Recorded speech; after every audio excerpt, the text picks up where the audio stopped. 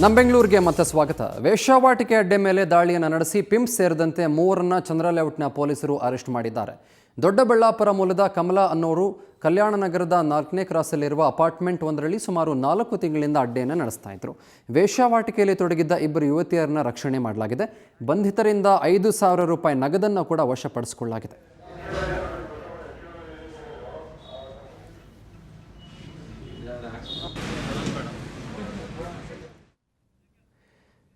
ಬೆಳೀತಾ ಇರುವ ಬೆಂಗಳೂರಲ್ಲಿ ಭೂಮಿಗೆ ಚಿನ್ನದ ಬೆಲೆ ಇದೆ. ಇಂಚು ಜಾಗ ಪುಕ್ಕಟೆ ಸಿಕ್ಕರೂ ಕೂಡ ಒತ್ತುವರಿ ಮಾಡ್ಕೊಳ್ಳೋರ ಸಂಖ್ಯೆ ಕೂಡ ತುಂಬಾ ಜಾಸ್ತಿ ಆಗ್ತಾ ಇದೆ.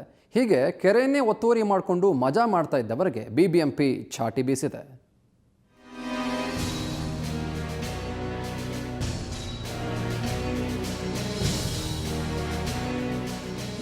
ಬೆಂದಕಾಳೂರಿನಲ್ಲೂ ಕೆರೆ ಇದೆ, ಸ್ವಲ್ಪ ತಿಳಿಗಾಳಿಯಲ್ಲಿ ವಿಹರಿಸೋಣ ಅಂತ ನೀವೇನಾದ್ರೂ HAL ವಿಮಾನ ನಿಲ್ದಾಣ ಬಳಿಯ ವಿಭೂತಿಪುರ ಕೆರೆ ಬಳಿಗೆ ಹೋದ್ರೆ ಬೆಚ್ಚಿ ಬೀಳ್ತೀರ. ಯಾಕೆಂದ್ರೆ ವಿಭೂತಿಪುರ ಕೆರೆಯಲ್ಲಿ ಹನಿ ನೀರಿಲ್ಲ. ಪ್ಲಾಸ್ಟಿಕ್ ತ್ಯಾಜ್ಯಗಳಿಂದ ಕೆರೆಯ ಸ್ಥಿತಿ ದುಸ್ತರವಾಗಿದೆ. ಮೇಯರ್ ಕಟ್ಟೆ ಸತ್ಯನಾರಾಯಣ ಅವರ ಪರಿಶೀಲನೆಯಿಂದ ಈ ಸತ್ಯ ಬೆಳಕಿಗೆ ಬಂದಿದೆ.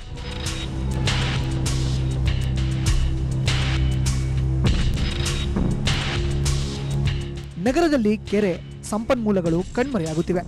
ಹೀಗಾಗಿ ಬಿಬಿಎಂಪಿ ಬಿಡಿಎ ಸರ್ಕಾರಿ ಸ್ವತ್ತು ಉಳಿಸಲು ಹರಸಾಹಸ ಪಡುತ್ತಿದೆ.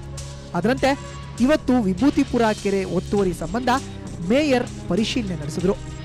ಈ ವೇಳೆ ಸುಮಾರು 10ಕ್ಕೂ ಹೆಚ್ಚು ನಿವಾಸಿಗಳು ಕೆರೆ ಒತ್ತುವರಿ ಮಾಡಿಕೊಂಡಿರೋದು ಬೆಳಕಿಗೆ ಬಂದಿದೆ. ಒತ್ತುವರಿ ನೋಡಿ ಮೇಯರ್ ಕೆಂಡಾಮಂಡಲವಾದರು. ಕೆರೆ ಒತ್ತುವರಿ ತೆರವುಗೊಳಿಸಲು ಕ್ರಮ ಕೈಗೊಳ್ಳುವುದಾಗಿ ಎಚ್ಚರಿಕೆ ನೀಡಿದರು. ವಿಭೂತಿ ಕೆರೆ ಬಿಡಿಎ ಅಂಡರಲ್ಲಿದೆ. ಈಗಾಗಲೇ ನಮಗೊಂದು ಒಳ್ಳೆ ಆದೇಶ ಸಿಕ್ಕಿದೆ ಸುಪ್ರೀಂ ಕೋರ್ಟಿಂದ.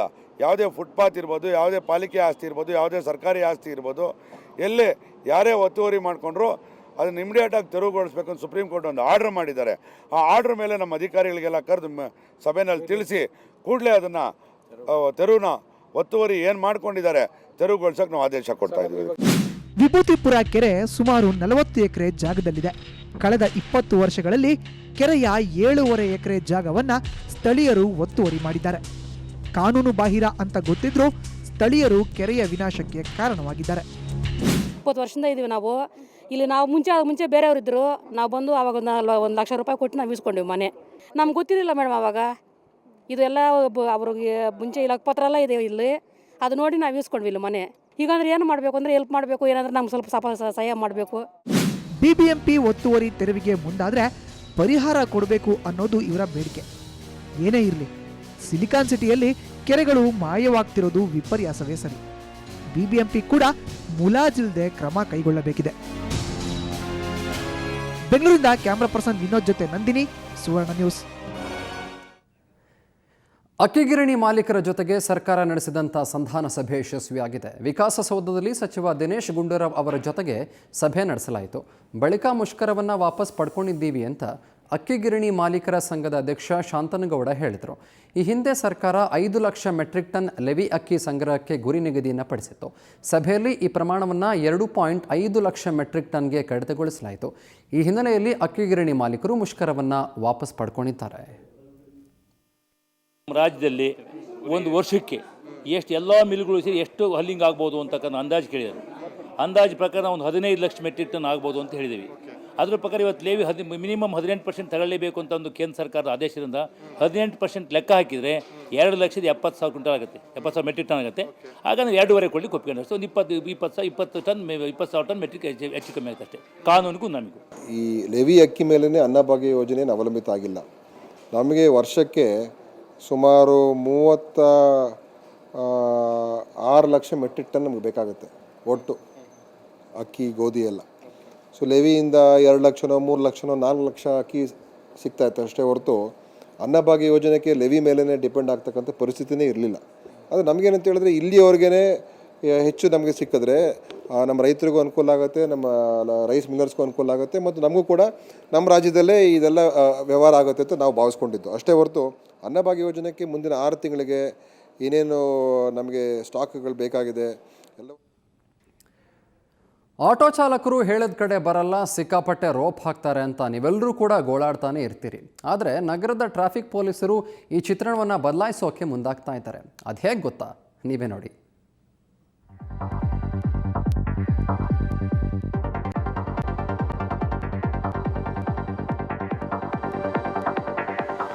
ಅರೆರೆ, ಇವರು ನಮ್ಮ ಕಿಚ್ಚ ಸುದೀಪ್ ಅಲ್ವಾ? ಇವರೇಕೆ ಆಟೋದಲ್ಲಿ ಬಂದ್ರು? ಇದೇನು ಕಿಚ್ಚನ ಹೊಸ ಸಿನಿಮಾದ ಶೂಟಿಂಗ್ ಅಂತ ಅನ್ಕೊಂಡ್ರಾ? ಖಂಡಿತ ಇಲ್ಲ. ಅಸಲಿ ವಿಷಯ ಏನಪ್ಪಾ ಅಂದ್ರೆ, ನಮ್ಮ ಕಿಚ್ಚ ಬೆಂಗಳೂರು ಆಟೋ ಸೇಫ್ ಅನ್ನೋದನ್ನ ಸಾರಲು ಆಟೋ ಹತ್ತಿದ್ರು.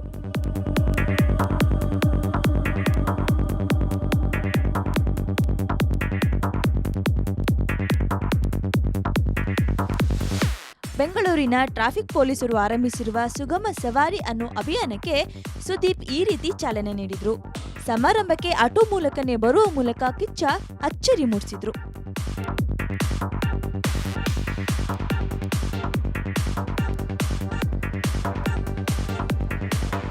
ಇದೇ ವೇಳೆ ಸುದೀಪ್ ಹ್ಯಾಪಿ ಆಟೋ ಎಂಬ ಆಪ್ಗೆ ಚಾಲನೆ ನೀಡಿದ್ರು. ಸ್ಮಾರ್ಟ್ಫೋನ್ ಇರೋರು ಈ ಆಪ್ಸ್ ಅನ್ನ ಬಳಸಿ ಆಟೋ ಚಾಲಕನ ಬಗ್ಗೆ ತಮ್ಮ ಅನಿಸಿಕೆ ಅಭಿಪ್ರಾಯಗಳನ್ನ ಹೇಳಬಹುದು. ಎಲ್ಲ ಊರುಗಳಲ್ಲೂ ಎಲ್ಲ ಜಾಗಗಳಲ್ಲೂ ಎಲ್ಲ ವರ್ಗದಲ್ಲೂ ಒಳ್ಳೆಯವರು ಇರ್ತಾರೆ, ಎಲ್ಲ ರೀತಿ ಜನಗಳು ಇರ್ತಾರೆ. ಇದು ತಪ್ಪು ಅಂತ ಹೇಳೋಕ್ಕಾಗಲ್ಲ. ಬಟ್ ಎಲ್ಲೋ ಒಂದು ಕಡೆ ಕೆಲವು ಕಂಪ್ಲೇಂಟ್ಸ್ಗಳು ಜಾಸ್ತಿ ಬಂದಾಗ ಏನಾಗಿತ್ತು, ಅದಕ್ಕೋಸ್ಕರ ಕಾರ್ಯಕ್ರಮ ಏರ್ಪಡಿಸಿದ್ರು. ಆಗೋದು ಬೇಡ ಪದೇ ಪದೇ ಅಂತ. ಕೆಟ್ಟದ್ದು ಮಾಡಿದಾಗ ಮಾತ್ರ ಗುರುತಿಸೋದಕ್ಕೆ ಪೊಲೀಸ್ ಇದ್ದಾರೆ, ಲಾ ಇದ್ದಾರೆ. ಬಟ್ ಒಳ್ಳೇದು ಮಾಡಿದಾಗ ಗುರುತಿಸೋಕೆ ಯಾರು ನಮ್ಮನ್ನ ಅಂತ ಕೇಳಿದಾಗ, ಇಂಥ ಕಾರ್ಯಕ್ರಮ ಬಂದಾಗ, ಇಂಥ ಸಾಫ್ಟ್ವೇರ್ ಬಂದಾಗ ಅದೆಲ್ಲ ಒಂದು ಪ್ರೋತ್ಸಾಹ ಅಂತ ನಾನು ಹೇಳಕ್ಕೆ ಇಷ್ಟಪಡ್ತೀನಿ. ಕೆಲ ಆಟೋ ಚಾಲಕರು ಪ್ರಯಾಣಿಕರ ಜೊತೆ ಅಸಭ್ಯವಾಗಿ ವರ್ತಿಸುತ್ತಿರೋ ಪ್ರಕರಣಗಳು ಇತ್ತೀಚೆಗೆ ಹೆಚ್ಚಾಗ್ತಿವೆ. ಈ ಬಗ್ಗೆ ಆಟೋ ಚಾಲಕರಲ್ಲಿ ಅರಿವು ಮೂಡಿಸಲು ಸಂಚಾರಿ ಪೊಲೀಸರು ಈ ಅಭಿಯಾನ ಆರಂಭಿಸಿದ್ದಾರೆ. ಇದೇ ವೇಳೆ ಪ್ರಾಮಾಣಿಕ ಮತ್ತು ದಕ್ಷ ಆಟೋ ಚಾಲಕರನ್ನ ಸನ್ಮಾನಿಸಲಾಯಿತು. ಬೆಂಗಳೂರು ನಗರ ಸಂಚಾರ ಪೊಲೀಸ್ ವತಿಯಿಂದ ಇವತ್ತು ಈ ಸುಗಮ ಸವಾರಿ ಸೇಫ್ ಆಟೋ ಅಂತಕ್ಕಂಥ ಒಂದು ಕ್ಯಾಂಪೇನನ್ನು ನಾವು ಲಾಂಚ್ ಮಾಡಿದ್ದೇವೆ. ಇದರಲ್ಲಿ ಒಂದು ಮೊಬೈಲ್ ಆ್ಯಪ್ ಒಂದನ್ನು ನಾವು ಡೆವಲಪ್ ಮಾಡಿದ್ದು ಹ್ಯಾಪಿ ಆಟೋ ಅಂಥೇಳಿ. ಈ ಹ್ಯಾಪಿ ಆಟೋವನ್ನು ಸಾರ್ವಜನಿಕರು ಗೂಗಲ್ ಪ್ಲೇಸ್ಟೋರ್ನಿಂದ ಡೌನ್ಲೋಡ್ ಮಾಡ್ಕೊಳ್ಬೋದು. ಡೌನ್ಲೋಡ್ ಮಾಡಿಕೊಂಡ ನಂತರ, ರಿಜಿಸ್ಟರ್ ಆದ ನಂತರ ಅವರು ತಮ್ಮ ಪ್ರಯಾಣದ ಬಗ್ಗೆ, ಈ ಆಟೋ ರಿಕ್ಷಾ ಪ್ರಯಾಣದ ಬಗ್ಗೆ ಈ ಆ್ಯಪ್ ಮುಖಾಂತರ ನಮಗೆ ಫೀಡ್ಬ್ಯಾಕನ್ನು ನೀಡಬಹುದು. ಅಭಿಯಾನವೇನೋ ಚೆನ್ನಾಗಿದೆ, ಆದರೆ ಆಟೋ ಚಾಲಕರ ಜೊತೆ ಪ್ರಯಾಣಿಕರು ಸಹಕರಿಸಿದರೆ ಈ ಅಭಿಯಾನದ ಉದ್ದೇಶ ಸಾರ್ಥಕವಾಗುತ್ತೆ. ಬೆಂಗಳೂರಿನಿಂದ ಕ್ಯಾಮರಾಮನ್ ಸುರೇಶ್ ಜೊತೆ ವೆಂಕಟರಮಣ್, ಕ್ರೈಮ್ ಬ್ಯೂರೋ, ಸುವರ್ಣ ನ್ಯೂಸ್. ಇನ್ನು ಬೆಂಗಳೂರಲ್ಲಿ ಇವತ್ತು ಒಂದು ಚೈನೀಸ್ ಸ್ಟ್ರೀಟ್ ನಮಗೆ ಕಾಣಿಸೋಕೆ ಸಿಕ್ತು. ಮೈಸೂರು ಲ್ಯಾಂಪ್ಸ್ನಲ್ಲಿ ಬಹುದೂರಾಗಿ ಅದ್ಧೂರಿ ಸೆಟ್ ಕೂಡ ಹಾಕಲಾಗಿತ್ತು. ಧ್ರುವ ಸರ್ಜಾನ ಕಿಕ್ ಆ್ಯಂಡ್ ಪಂಚ್ನ ಸಖತ್ ಸಾಹಸ ಕೂಡ ಇತ್ತು. ಮೈಸೂರು ಲ್ಯಾಂಪ್ಸಲ್ಲಿ ಇವತ್ತು ಬಹುದೂರ್ ಸಿನಿಮಾದ ಸಾಹಸ ದೃಶ್ಯಗಳ ಶೂಟಿಂಗ್ ಮಾಡಲಾಯಿತು. ಚೈನೀಸ್ ಗಲ್ಲಿಯ ಸೆಟ್ನಲ್ಲಿ ಸಾಹಸ ನಿರ್ದೇಶಕ ಗಣೇಶ್ ಬೇಜಾನ್ ಫೈಟ್ ಹೇಳ್ಕೊಡ್ತಾ ಇದ್ರು. ನಾಯಕ ನಟ ಧ್ರುವ ಸರ್ಜಾ ಮಾಸ್ಟರ್ ಹೇಳಿದಂತೆ ಮಾರ್ಷಲ್ ಆರ್ಟ್ಸ್ ಗೊತ್ತಿರುವ ಸಹ ಕಲಾವಿದರಿಗೆ ಸ್ಟೈಲಿಶ್ ಆಗಿಯೇ ಏಟ್ ಕೊಡ್ತಾ ಇದ್ರು.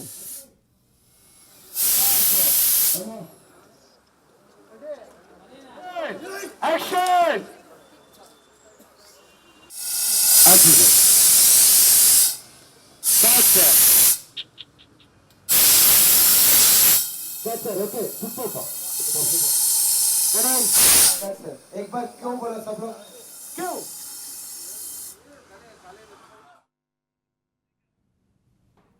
ಅಂಡ್ ಎಸ್, ಇವತ್ತು ಸಿಲಿಕಾನ್ ಸಿಟಿಗೆ ಇವತ್ತು ಬಾಲಿವುಡ್ನ ನೀಲಿ ಕಣ್ಣಿನ ಸುಂದರಿ ನಟಿ ಕರಿಷ್ಮಾ ಕಪೂರ್ ಬಂದಿದ್ದರು. ಕೋರಮಂಗಲದ ಫೋರಂ ಮಾಲ್ಗೆ ಖಾಸಗಿ ಕಾರ್ಯಕ್ರಮದ ನಿಮಿತ್ತ ಬಂದಿದ್ದರು.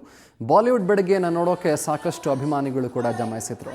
ಗೋಲ್ಡನ್ ಡ್ರೆಸ್ಸಲ್ಲಿ ಮಿಂಚ್ತಾ ಇದ್ದ ಕರಿಷ್ಮಾ ಮನಬಿಚ್ಚಿ ಮಾತನಾಡಿದರು.